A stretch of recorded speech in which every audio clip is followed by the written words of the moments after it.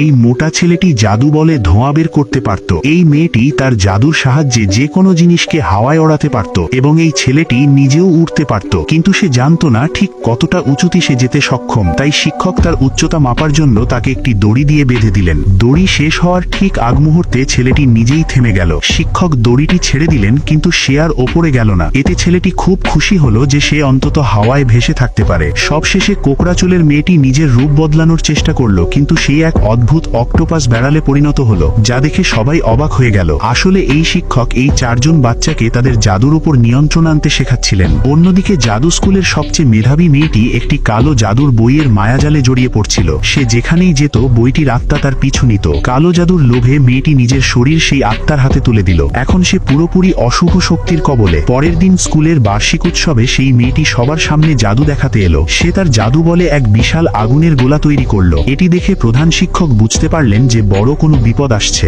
মেয়েটির পেছনে এক কালো ছায়া দেখা যাচ্ছিল। হঠাৎ মেয়েটি সেই কালো ছায়ায় বিলীন হয়ে এক দানবীয় রাক্ষসীতে পরিণত হলো। এটি দেখে সবাই ভয়ে শিউরে উঠল এবং চারদিকে হুড়োহুড়ি পড়ে গেল। তখনই অগ্নি একাডেমির শিক্ষিকা তার ছাত্রদের একজোট হয়ে রাক্ষসটিকে ধ্বংস করার নির্দেশ দিলেন। তারা সবাই মিলে একটি বিশাল আগুনের গোলা তৈরি করে রাক্ষসটির দিকে ছুঁড়ে মারল, কিন্তু দানবটিকে ছোঁয়া মাত্রই আগুনের গোলাটি গায়েব হয়ে গেল। এরপর উড়ান একাডেমির ছাত্ররা এলো, কিন্তু তারা ওড়া শুরু করতেই রাক্ষসটি এক বিকট গর্জন ছাড়ল আর সবাই মাটিতে আছড়ে পড়ল। এরপর রূপ পরিবর্তন একাডেমির শিক্ষিকা তার ছাত্রদের রূপ পরিবর্তন করার আদেশ দিলেন, কিন্তু রাক্ষসটির জাদুর প্রভাবে সব বাচ্চা গরু, কুকুর, বিড়াল আর মুরগিতে পরিণত হয়ে গেল। এখন তারা পুরোপুরি অসহায়। শেষ আশা ছিল বল বা শক্তি একাডেমির ওপর। তারা জাদু বলে রাক্ষসটিকে চারদিক থেকে টানতে শুরু করলো, কিন্তু এতে ফল উল্টো হলো। রাক্ষসটির আরো 3টি মাথা গজিয়ে উঠল।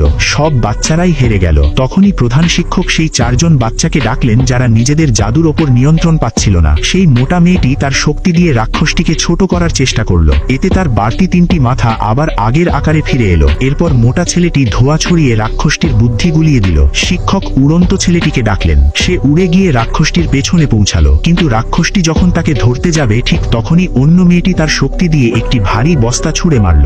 বস্তার ভারে ছেলেটি মাটিতে পড়ে প্রাণ বাঁচালো। সবশেষে কোকড়া চুলের মেয়েটি একটি কালো বাদুড় বেড়ালে রূপান্তরিত হয়ে